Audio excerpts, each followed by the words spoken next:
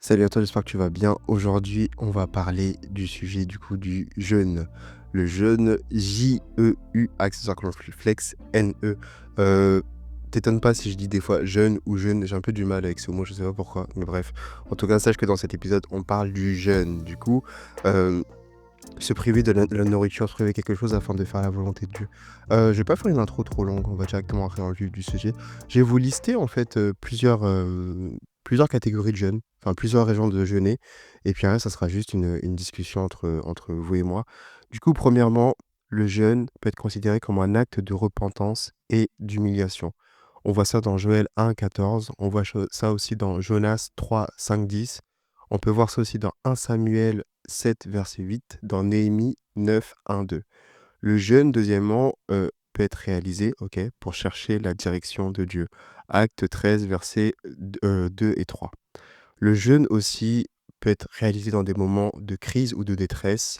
Le jeûne peut être réalisé comme une expression de deuil, et ça c'est plus dans l'Ancien Testament du coup. Il y a une partie aussi où on parle du jeûne et de l'hypocrisie, ça on le verra ensemble tout à l'heure, d'accord? Heu, Jeûne comme une offrande spirituelle, jeûne pour une préparation spirituelle, jeûne, afin d'avoir une réponse de Dieu, jeûner, et les fêtes religieuses du coup dans l'Ancien Testament. Et aussi dans le Nouveau Testament, on voit que, Jésus nous a enseigné en fait, la manière de jeûner. Maintenant qu'on a vu un peu ça, moi je voulais pas vous parler du côté un peu, religieux du jeûne, on va dire. Heu, Même si on sait c'est quoi le jeûne, c'est on fait un jeûne en fait afin de se rapprocher de Dieu. Ça veut dire que tu coupes, toute distraction, ça veut dire que tu coupes en fait, toutes ces choses en fait qui t'empêchent d'entendre de la voix de Dieu. Ça veut dire que la plupart du temps, les gens vont jeûner par exemple la nourriture, 1 repas, 2 repas ou 3 repas, ils vont boire que de l'eau, et puis il y a le jeûne d'Esther, il y a le jeûne de Daniel dans la Bible et cetera. Mais moi, vraiment, le point important de cet épisode, c'est de vous dire que le jeûne, c'est pour se rapprocher de Dieu. C'est-à-dire que pour moi, si tu jeûnes, mais que dans ton jeûne, tu ne te rapproches pas de Dieu, tu ne jeûnes pas, tu fais un régime. Ok, je répète, pour moi, si tu jeûnes et que tu ne te rapproches pas de Dieu durant ce jeûne, tu ne fais pas un jeûne, tu fais un régime. D'accord? Si tu veux perdre du poids, tu peux jeûner, OK? Par exemple, moi, je fais du jeûne intermittent, c'est-à-dire que tous les jours depuis des années, je mange que le soir. De base, c'était pour perdre du poids, OK? Donc si tu veux perdre du poids, fais du jeûne intermittent, il y a pas de souci. Mais lorsque tu jeûnes concernant Dieu, c'est pour te rapprocher de lui, en fait. Ça veut dire que tu vas te priver de quelque chose pour remplacer cette chose par, de la présence avec Dieu. D'accord? Je te donne comme exemple, si par exemple tu veux jeûner, le repas du midi, et ben tu vas jeûner le repas du midi, mais à la place de manger le midi par exemple au travail, tu vas t'isoler dans une pièce et tu vas passer du temps avec Dieu. D'accord? Le but premier du jeûne, c'est de rechercher la face de Dieu. D'accord? Et j'en ai fait des jeûnes où je jeûnais, OK? C'était un peu des jeûnes de performance où je ne mangeais pas, mais mes temps avec Dieu n'étaient pas forcément plus qualitatifs. J'en passais pas forcément plus, en fait, et Dieu m'a parlé, il m'a dit: «Mais ton jeûne, en fait, c'est pas un jeûne, OK? C'est un régime, c'est une perte de poids, d'accord? Donc faut bien faire la distinction avec ça». Le point important, c'est, hem, se priver de toute distraction qui t'empêche de passer du temps dans la présence de Dieu. C'est-à-dire qu'il y a des personnes, ils vont jeûner, des repas, et ça va leur permettre de passer du temps dans la présence de Dieu. Mais il y a d'autres personnes, par exemple, ils vont jeûner la télé. OK. Peut-être que là, il y a des chrétiens vaillants qui vont dire: «Oh, oh, oh, oh, oh, oh, oh, c'est facile de jeûner la télé». Bah non, pour certaines personnes, c'est dur. Parce qu'ils savent qu'en jeûnant le temps qu'ils passent sur la télé, par exemple, ils peuvent passer des fois 2, 3 heures par jour, ils vont se dire: «Écoute Seigneur, heu, ce temps que je ne passe pas devant la télé, je veux le passer avec toi». OK? Ça peut être aussi le jeûne du téléphone, hé hé. Ah, c'est dur, hein? On est dans une génération où on est tellement connecté à notre portable tous les jours, le matin. Je vous déconseille vraiment de regarder votre téléphone dès le lever du matin, dès le lever du soleil, vous regardez votre téléphone. C'est comme si vous vous nourrissez de chaos, en fait. C'est un grand déconseil. Quand vous vous levez le matin, gardez votre téléphone loin de vous, voilà, faites vos trucs et cetera. Prenez votre café, lisez la parole.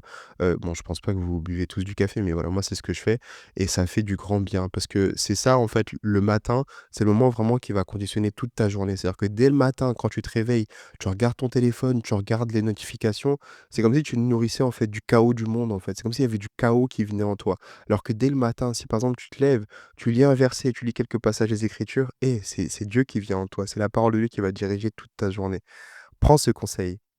OK. C'est-à-dire qu'il y a certaines personnes qui vont se dire: «Bah, écoute, pendant mon jeûne, je vais, me priver de téléphone ou alors je vais me priver de réseaux sociaux».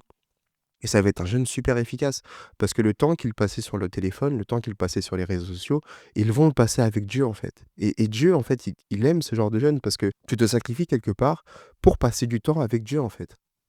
C'est ça le jeûne véritable. En fait, vous savez, dans l'Ancien Testament et dans le Nouveau Testament, j'allais parler de l'Ancienne et la Nouvelle Alliance, mais dans les 2 cas, en fait, Dieu, il a toujours recherché notre cœur, OK? Mais sauf qu'à l'époque, l'Ancien Testament, ils étaient trop aveuglés, en fait, pour comprendre ça. Parce que la loi, en fait, c'est le précepte de la foi, OK? C'est-à-dire que la loi, elle était là pour mettre en lumière la foi, pour mettre en lumière la Nouvelle Alliance. L'Ancienne Alliance est là pour révéler la Nouvelle. C'est-à-dire que les 2 se complètent. C'est-à-dire que du début jusqu'à la fin, Dieu est le même, OK? Dieu a toujours recherché le cœur. Dieu a toujours recherché le cœur de sa création. C'est-à-dire que pendant ton jeûne, si tu veux jeûner, Dieu recherche ton cœur. Dieu recherche pas tes actions.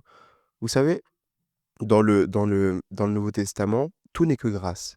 Le don, de la foi, le don du salut, c'est la grâce, OK?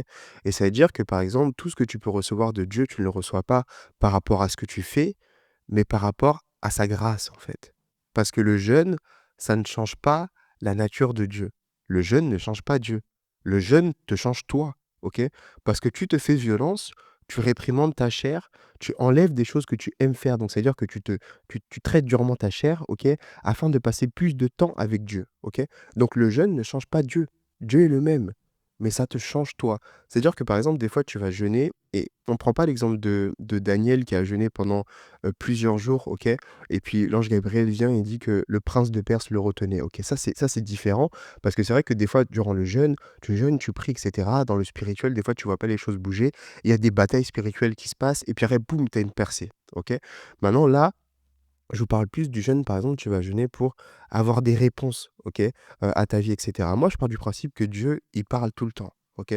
Dieu parle tout le temps, mais c'est nous, on l'entend pas, en fait. Il y a tellement de voix dans la vie de tous les jours. Il y a la voix du monde, il y a la voix du travail, il y a la voix du diable, il y a toutes ces voix et dans la vie de tous les jours, on est tellement focus sur ces voix qu'on n'arrive pas à prendre le temps pour distinguer la voix de Dieu. Le jeûne, ça te permet, en fait, de supprimer ces distractions, de supprimer ces voix afin de te focus sur la voix de Dieu et afin d'entendre de Dieu. Ça ne change pas qui est Dieu, ça ne change pas le fait que Dieu parle ou ne parle pas, mais ça te change toi qui es plus disposé à recevoir de Dieu, à entendre de Dieu. Et ça, c'est important parce que faut pas penser que votre jeûne, c'est ça qui va mettre Dieu en action et que parce que vous jeûnez, Dieu va bouger. Dieu ne fait pas parce que tu fais, mais Dieu fait par grâce. OK? Par exemple, la Bible nous dit aspirer aux dons les meilleurs, OK? Aux dons de prophétie, aux dons de discernement des esprits. Et par exemple, tu vas te dire, bah, écoutez, je vais jeûner, c'est vraiment un don que je voudrais mettre en place, c'est vraiment un don que j'aimerais recevoir. Et tu vas jeûner, et à la fin de ton jeûne, en fait, tu vas accéder à ce don, imaginons, hein. Mais c'est pas en fait le jeûne qui te permet d'accéder à ce don, c'est parce que ton jeûne t'a permis d'accéder à la foi qui t'a permis d'accéder à ce don, OK? Mais cette foi-là, en fait, c'était toi qui devais la manifester, c'est pas Dieu, OK? Et ça, c'est un point auquel on doit faire super attention parce que des fois, on pense que comme on va jeûner, quand on va prier des heures, Dieu va faire. C'est pas comme ça que l'évangile fonctionne. Tout n'est que grâce et tout n'est que disposition de cœur et tout n'est que foi, OK? Grâce, foi, cœur, cœur, foi, grâce, amour, cœur, foi, grâce, amour. Quand je parle du cœur, je parle de l'amour, OK? Mais ça veut dire que c'est ces principes-là qui sont super importants. Maintenant, pendant que tu jeûnes, tout le monde n'est pas obligé de savoir que tu jeûnes, OK? Tout le monde n'est pas obligé de savoir quel type de jeûne tu fais. Ça, c'est un truc qui m'agace des fois. Je suis avec des chrétiens: «Oui, moi je jeûne tant, je fais tel genre de jeûne, je ne mange pas ça, oui, oh c'est dur» et cetera et cetera. Ne parle pas de ton jeûne, en fait, c'est entre toi et Dieu, frère. C'est entre toi et Dieu. Les gens n'ont pas besoin de savoir que tu jeûnes. C'est-à-dire que tu pas besoin de sonner du tambour, de taper des mains, de: «Ouais, je vais faire un jeûne telle date et tout, nanana, nanana». Après, il y a des moments où, par exemple, dans une discussion, tu vas parler de ton jeûne et peut-être que ça va faire en sorte que ça ouvre la porte à parler de ta relation avec Dieu, à évangéliser. Gloire à Dieu pour ça. Mais les gens qui se vantent pour jeûner et arrêter de jeûner, c'est mieux que tu manges, OK? C'est mieux que tu fasses ça, d'accord? C'est pas un concours aussi le jeûne. C'est pas en mode, combien de temps tu vas durer? «Oui, moi je vais faire 40 jours sans manger, sans boire». Hé, mon gars, si tu fais ça, tu vas tomber, c'est compliqué. OK, soyez sages. Si vous voulez faire des jeûnes, par exemple sans manger du tout, je vous conseillerais d'aller consulter votre médecin ou même si vous avez des antécédents médicaux et cetera, bah, ne faites pas ce genre en fait, soyez sages dans vos décisions tout simplement. OK? Faut pas être bête, OK? Pardon du mot, faut pas être bête. Faites des jeûnes qui vous coûtent, OK? Mais que vous êtes capable de tenir sur la durée et qui vraiment travaillent votre chair, OK? Et durant ces jeûnes, ne vous vantez pas et durant ces jeûnes, en fait, au contraire, c'est vraiment les moments où les gens ne doivent pas se douter qu'il y a un changement chez vous. D'accord? Ne soyez pas aigris. Et je vois des personnes qui jeûnent, vous êtes aigris. Mais c'est quoi ces jeûnes? C'est: «Oh oui, non, moi je mange pas. Oh oui, non, c'est normal, moi je mange pas. Je suis fatigué, je suis tendu, je suis nerveux parce que je mange pas». Eh!